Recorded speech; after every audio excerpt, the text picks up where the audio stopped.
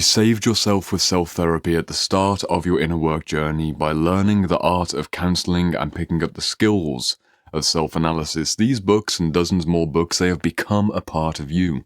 You've developed what some might say is the inner therapist, almost a sub-personality of therapeutic insight. You couldn't find a therapist who would understand you, you couldn't find a life coach who would be smart enough, and now guess what? You've become your own therapeutic coach. Bravo, well done. This is a genuine success on the inner work journey. However, if you are an intermediate self-healer, an intermediate self-therapy figure, you've spent at least a year reading the books and doing the work on the primary trauma issues, you might have a very particular problem. And unfortunately, it means that you need to temporarily set aside the skill set that you have worked hard to achieve. The reason I'm making this video today is that today I was in a client session with one of my current clients towards the end of the mentorship, and they likewise do therapeutic work. They're a facilitator, they're a coach, they likewise do online teaching in the therapeutic space, and they reflected to me in the penultimate session, one session away from the final session after a 4-month journey, that it was so refreshing throughout the mentorship that I didn't allow them to get lost in therapeutic reasoning, because their skill and their strength of emotional regulation, of internal exploration and an investigation into the various multifaceted nature of their nervous system and various inner children and archetypal influences had actually become a bit of a distraction.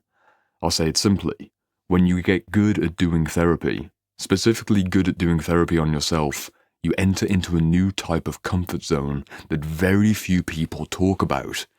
You enter into the comfort zone of perpetual self-analysis, and this client reflected to me only today, which is why I'm making this video, that it was really refreshing that when they started a conversation about a certain issue with someone that they were in a relationship with, someone either professionally, romantically, or personally, as soon as they went into the story of it, and they were bringing out the therapeutic language around regulation, bringing out the therapeutic language around conscious relationships, I simply said, because I know that they're an intelligent person, it sounds like you just don't like them.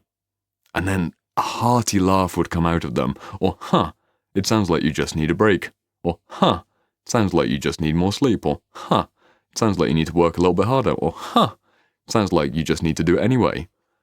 Multiple times throughout the mentorship, I gave the non-therapeutic response, the stupidly simple, wait a minute, let's not make this a 90-minute discussion about the complexity of your inner world and their inner world and the interchange between the two of you. Let's not bring in your inner children, let's not bring in archetypal influences, and let's not bring in God and your soul. It just seems like you need, insert the blank, and that would become the therapeutic start. Not the deep dive, which becomes a comfort zone. You almost get a way to flex your therapeutic muscles. The start of a new timeline of self-understanding is to not do the thing that has gotten you to this stage of self-understanding. It's an idea which comes across in Karen Horney's book, Self-Analysis, written, I believe, in the 1930s or the 1940s, one of Freud's original disciples, who broke into feminine psychology. Fantastic, fantastic psychologist. This is super basic in the sense of it being the foundation, the basics of self-analysis. The issue when you get more therapeutically inclined and you go into books like The Art of Counseling by Rollo May, you start to go into the 1950s, 1960s, humanism, you then get into modern therapeutic language, all the things that you see on Instagram and TikTok around conscious relating or personal trauma healing or inner child work, is that you get wrapped in the language of therapy and you lose sight of the stupidly simple answers to your problems.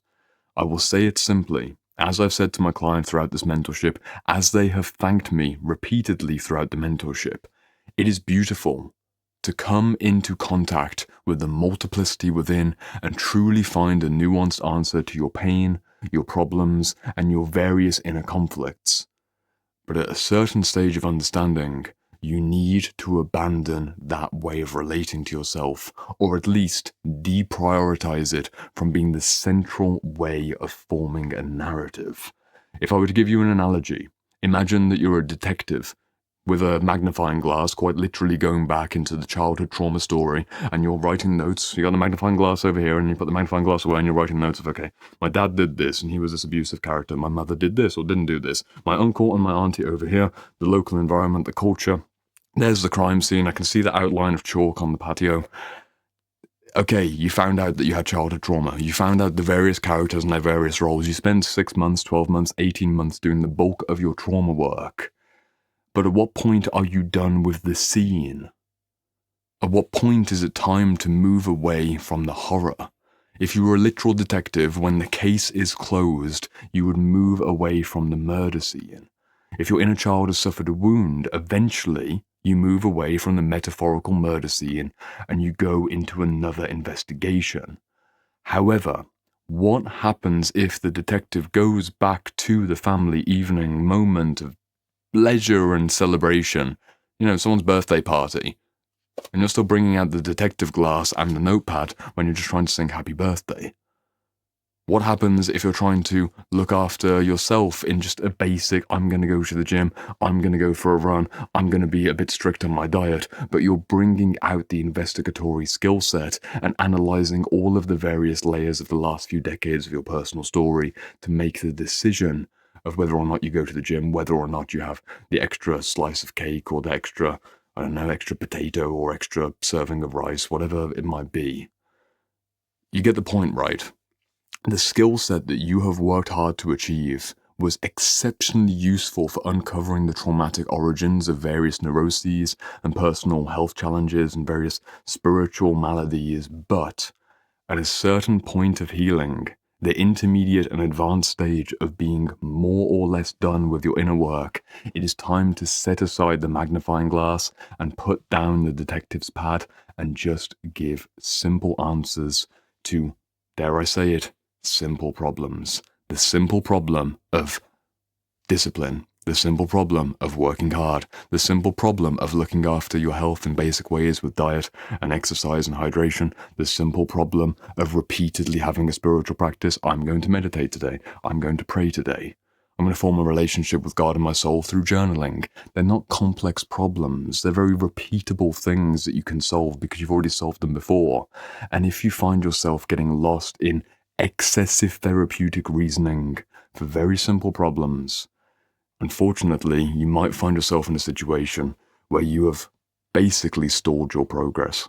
The spiral of therapeutic progress is from uninformed, base-level understanding of objective reality has objective reality solutions to then, here you are over here. Objective reality actually has a subjective inner world reality, and my personal history, my personal trauma, my personal aspirations and religious expectations, they all matter more than the outer world itself. But then the spiral returns where the outer world is the outer world and a spade is once again a spade. The spade isn't the conglomeration of your inner children across the ages of 0 to 18 and various aspirations towards otherworldly spiritual states. It is just a spade. And what do you do with a spade? You pick it up and you dig a hole. You don't need to therapeutically reason about how you feel or what to do with the tool. Giving a variety of metaphors, you might think, well, we've given so many metaphors, I'm kind of lost here. Where are you going with this, Jordan? The reason I've given such a wide variety of examples is that you may not relate to a particular example. I'm not sure why you wouldn't relate to picking up a spade and having a spiritual progress and it also being all of your various multifaceted natures of insides, but it's a simple idea. It's a very simple idea. You may have therapeuticized yourself into a bit of a stagnant pool, and it may be the case that it's time to move on. It's time to stop giving the primary decision-making faculty to your inner therapist and ask yourself the question, what if I gave this to the king or the queen? What if I gave the decision-making power to my higher self, my true self, or to my soul? What if I gave the decision-making power to a warrior energy because that's appropriate, or a magician energy, or a priestess energy, or a huntress energy? You can use archetypal psychology, but know that the archetype of the inner therapist or the inner coach is merely one archetype amongst a whole council of possible perspectives of decision-making. And for most of the men and women that I work with, when they get down to the deeper understanding of archetypal psychology, they will be the king or the queen of their own inner world, and the inner therapist is a subsidiary position compared to the ruler who is truly the royalty, the king or the queen. The therapist is an advisor, not the one who gets the final say. If there's a decision to be made in the kingdom or the queendom, the therapist is not the one on the throne. It's the king or the queen. If there's a battle to be fought, the warrior is the one in control. If there is a ritual to be held, the priestess or the priest is in control. You are multifaceted, you know this through your studies. But just be wary for when you've got too much of a blending between your higher self or perceived higher self and your inner therapist. They're not the same thing. Your higher self might be very simple and very direct.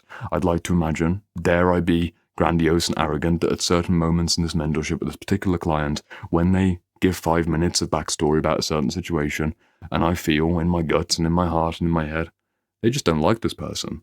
And I have the courage to say, my friend, it sounds like you just don't like this person. Rather than playing the game with them of let's go into the therapeutic reasoning, it opens a new opportunity.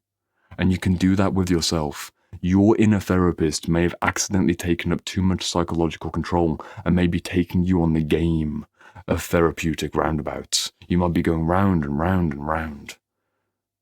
You can stop that ride, but you have to know that it serves its place. You don't lose access to that. I'm not saying you should never inner therapist yourself. You should. But just watch out. Again, very particular video for someone who's got that particular stage of inner work.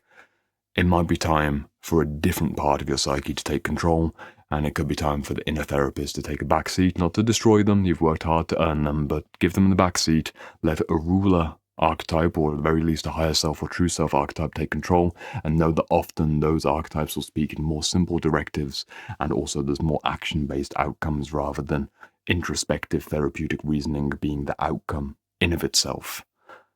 Good luck.